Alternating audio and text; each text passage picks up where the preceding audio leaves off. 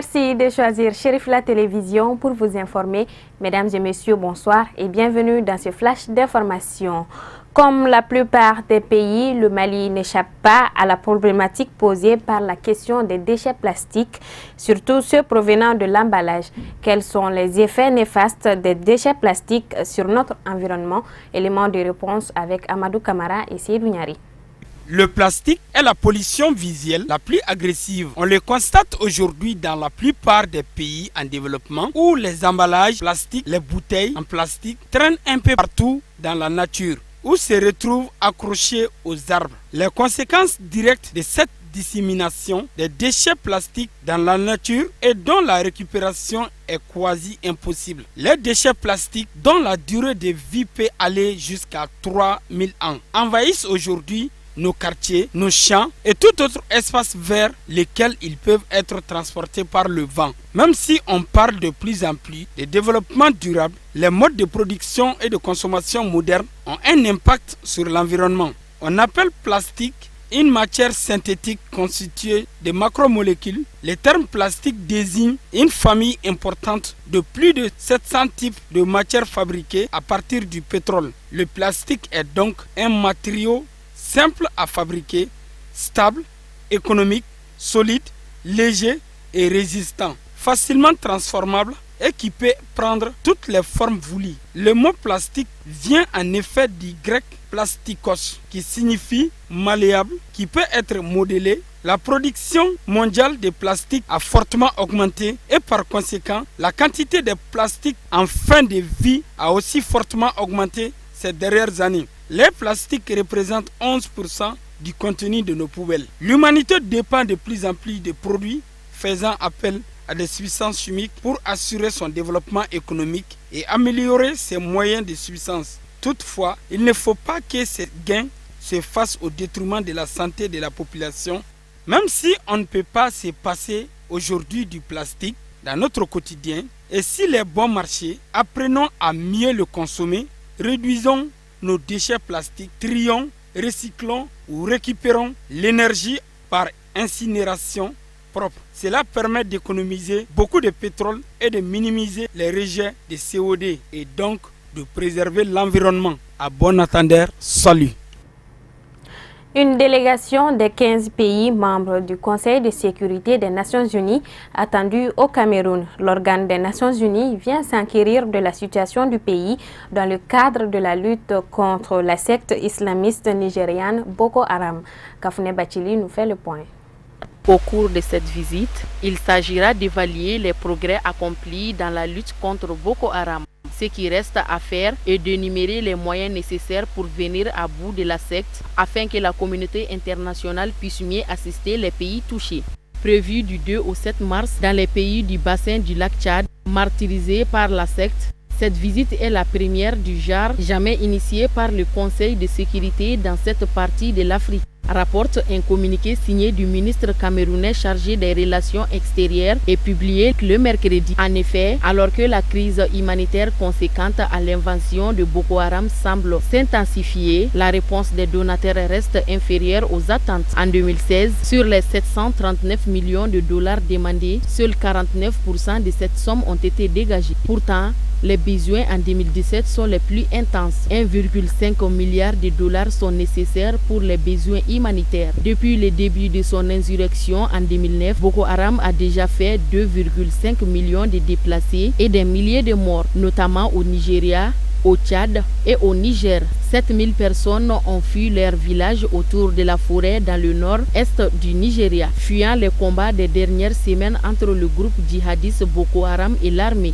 Entre le 25 février et le 1er mars, 449 000 personnes sont arrivées dans la ville de Chibok, cherchant une protection après des attaques contre leur village ou des menaces d'attaque, note un rapport de l'Organisation internationale sur les migrations, OIM. Selon des représentants locaux de Chibok, les villageois ont commencé à affluer lorsque l'armée les a prévenus d'actions militaires imminentes sur la zone pour chasser les djihadistes qui se cachent toujours dans et autour de cette forêt. Les humanitaires peinent à venir en aide aux déplacés dans la région du lac Tchad, compte tenu de l'ampleur des désastres qu'a engendré le conflit, mais aussi par manque d'accessibilité à de nombreuses zones.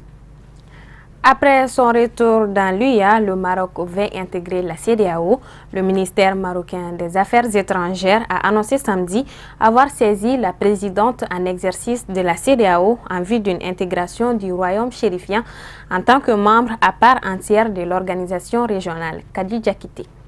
Après l'Union africaine, prochaine étape à la communauté économique des États de l'Afrique de l'Ouest, le Maroc poursuit sa grande offensive diplomatique pour consolider son grand retour sur le continent. Le royaume chérifien a officiellement demandé à intégrer l'organisation sous-régionale en tant que membre à part entière conformément aux dispositions du traité fondateur de la CEDEAO et à ses critères d'adhésion. Via un communiqué, le ministère marocain des Affaires étrangères a indiqué avoir informé la présidente en exercice de la CEDEAO de la volonté de son pays d'adhérer à cet ensemble régional. Le Maroc met en avant les 23 déplacements du roi marocain dans 11 pays de la région et ses centaines de contrats d'investissement signés. Objectif affiché, poursuivre l'intégration régionale du Maroc et contourner une union du Maghreb arabe éteinte, selon les termes de Mohamed VI dans son discours au sommet de l'Union africaine. Bénéficiant actuellement du statut d'observateur, le Maroc demande ainsi à prendre pleinement part aux décisions économiques ouest-africaines, mais aussi, pourquoi pas, à participer aux décisions politiques en matière de maintien de la paix. Cette annonce a été faite au moment où le souverain marocain était en pleine tournée continentale, sa première depuis la réintégration du Maroc dans l'Union africaine. Il s'est rendu au Ghana, en Zambie, en Guinée et en Côte d'Ivoire. Le tour d'horizon de l'actualité hors de nos frontières, en bref et en images, une compilation signée Kadi Diakité.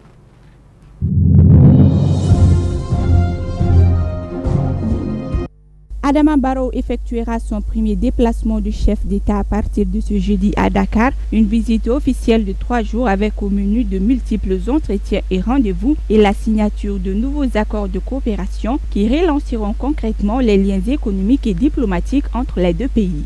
Ce vendredi, le président Barrow doit enchaîner les visites dans les grandes villes saintes du Sénégal, notamment à Touba. La visite officielle s'achèvera ce samedi. Adama Barrow et Macky Sall vont donc multiplier les entretiens pour évoquer la construction du pont Sénégambia, la lutte contre le trafic de bois et sans aucun doute acté via des accords.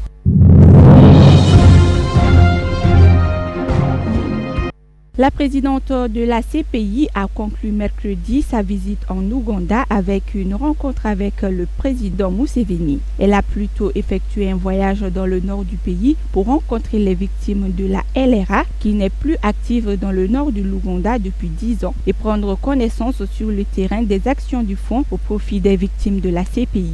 Le fonds est indépendant mais associé à la Cour pénale internationale. Il a été créé en application du statut de Rome de 2002.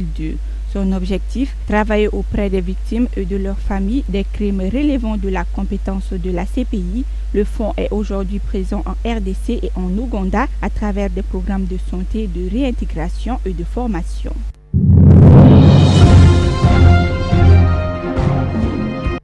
Le Premier ministre libyen du gouvernement d'union nationale à Tripoli entame ce jeudi où il rencontrera le ministre des Affaires étrangères. Le Premier ministre libyen avait demandé la médiation de Moscou pour qu'une rencontre ait lieu entre lui et le maréchal Khalifa Haftar alors que les deux hommes se disputent le pouvoir. El Sarraj, plus faible que jamais, cherche pour la première fois l'appui de Moscou à son gouvernement d'union nationale, gouvernement qui est né sous l'égide de l'ONU et 11 mois après son arrivée à Tripoli, il n'est toujours pas reconnu par le Parlement libyen. En jouant l'intermédiaire, Moscou ancre sa présence en Libye. Ce pays lui offre une porte militaire et économique vers l'Afrique et en Méditerranée.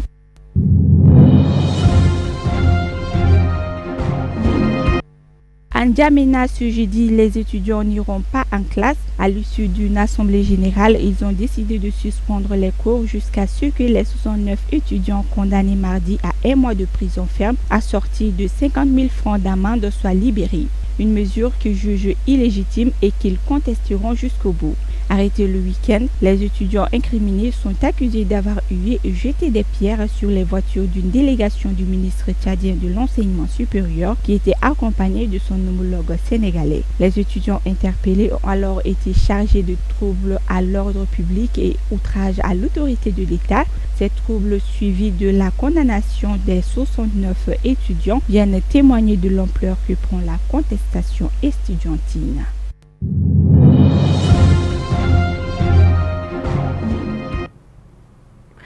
Point final à cette édition. Merci de l'avoir suivi.